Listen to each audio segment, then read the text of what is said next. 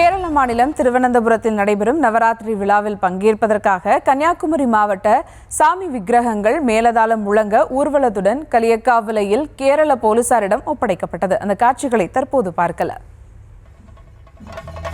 கூடுதல் விவரங்களோடு இணைகிறார் செய்தியாளர் சேகர். வணக்கம் சேகர், விவரங்கள். வணக்கம். கன்னியாகுமரி மாவட்டம் திருவிதாங்கூர் சமஸ்தானத்தின் கீழ் இருக்கும் போது திருவனந்தபுரத்தில் ஆண்டுதோறும் நவராத்திரி விழா வெகு விமர்சையாக நடத்தப்பட்டது வழக்கம். அதற்காக குமரி மாவட்டத்தில் சுசீந்திரம் கோவிலில் உள்ள முன்னிஷ்ட தங்கை அம்மன், சிவரங்காட்டு சரஸ்வதி, குமாரகோவில் முருகன் உள்ளிட்ட விக்கிரகங்களை யானை மற்றும் பல்லாக்கில் எடுத்து செல்வது வழக்கம். அந்த சம்பிரதாயப்படி தற்போது அதே வழக்கம் கடைபிடிக்கப்பட்டு வருகிறது.